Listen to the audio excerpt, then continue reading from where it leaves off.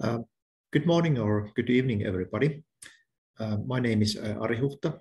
I come from the University of Jyväskylä in Finland, and I'd like to thank the organizers of this workshop and conference for the opportunity to talk about the role that the CEFR has played in the Finnish language education system.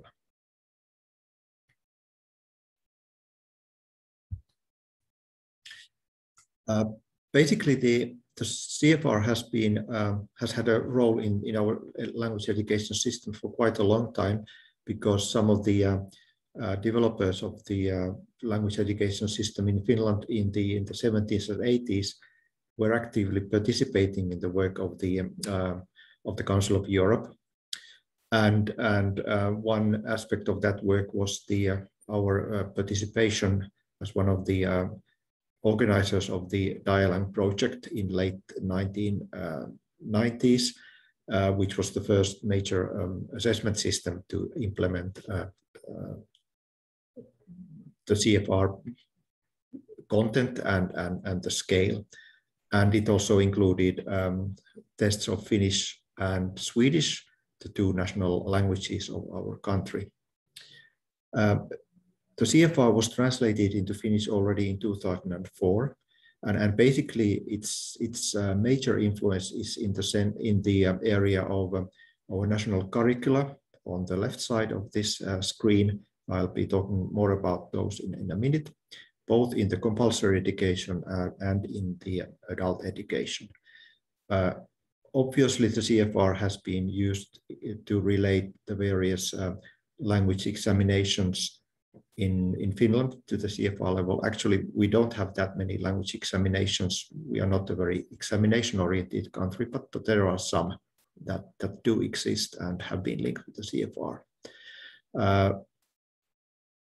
It's been very typical of research projects and national evaluations of educational achievement on languages that they have been linked with the CEFR levels. So the planning of the tasks and also reporting of the outcomes has been carried out through reference to the CEFR levels since late 2000 something. A very important milestone in the application of the CEFR in our language education system was the introduction of the new curricula in 2003 and 2004 for the compulsory education, that is basic and lower secondary education and upper secondary education, which for the first time these national curricula included a proficiency scale that was CEFR related as a way to provide learning and teaching targets and support for assessment. Previously, the way to define targets had been references to what the learners should be able to do at different stages of education in terms of activities and functions. So now, for the first time, those targets were also defined as levels of proficiency. When the scale was introduced to our national curriculum, actually, two modifications took place, and you can read more about those in the publication by Raili Hildén and Sauli Takala, referred to here. First, they split the CEFR levels into 2 or 3 subscales in order to provide both teachers and learners more easily and more quickly achievable learning targets, and also to suit the younger target group. They also modified and added expressions that were more relevant to the young learners' life than the original CEFR descriptors.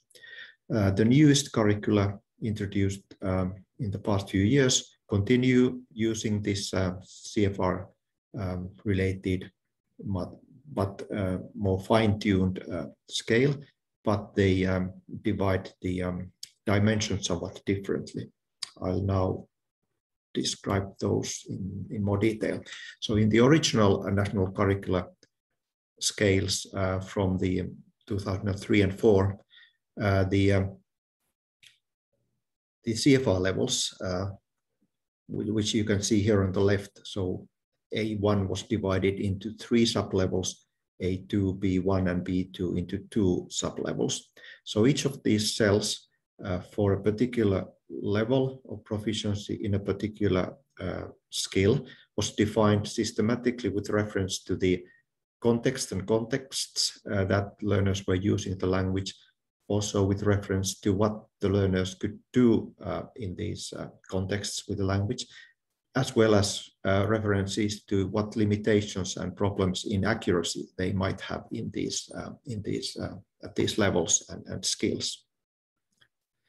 In the newest versions of the national curricula, the language skills definitions have moved away from the traditional definition of the 4 skills into interaction skills, skills in interpreting texts, and skills in producing texts, either in speaking or in writing.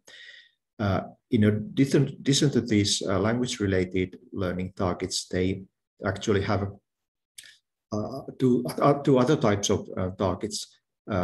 They have growth in cultural diversity and language awareness, as well as language study and learning skills.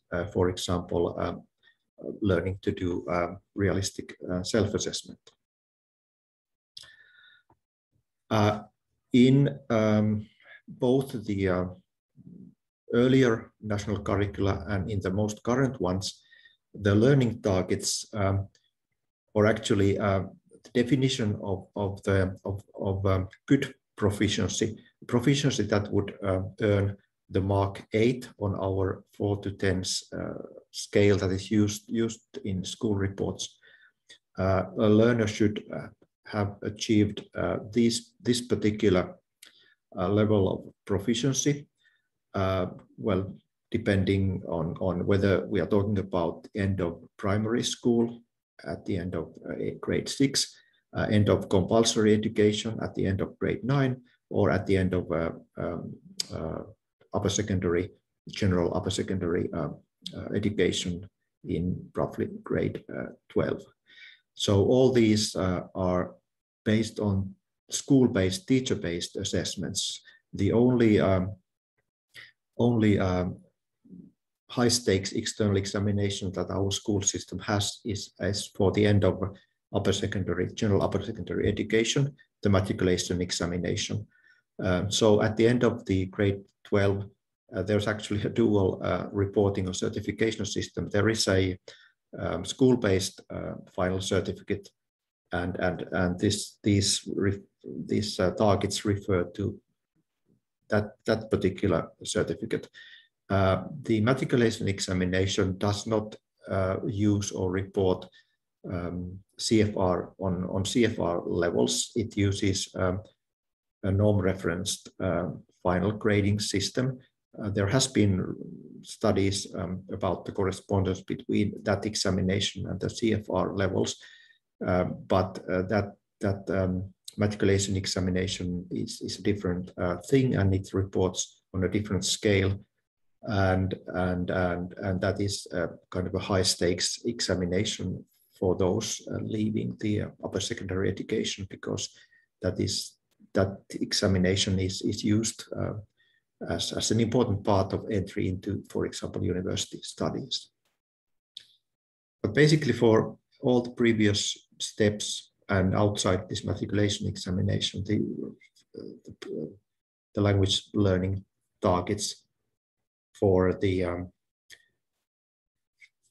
for end of primary education, end of compulsory education, and also end of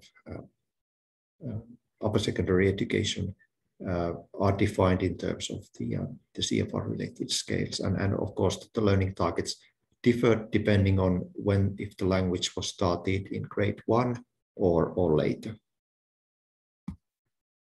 Finally, I'd like to mention another development that is underway, and it's been recently introduced, and we don't know exactly how widely spread this is, but the intention of the Finnish National Agency for Education has been and is to promote this approach in the upper secondary education for languages.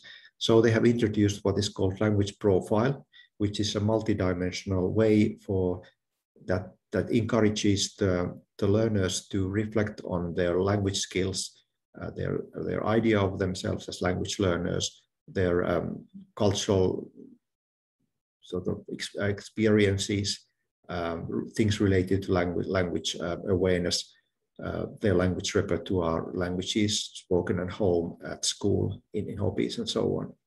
And the idea is that they would do this on a platform that can vary from any digital platform that is used at the school and available, or a language portfolio in a more traditional sense. So this has been inspired by not only the original CEFR, but the CEFR companion volume in particular. And I'd like to end this by sharing some references with you, in particular the Finnish National Agency for Education website is something that is worth paying attention to. This www.oph.fi.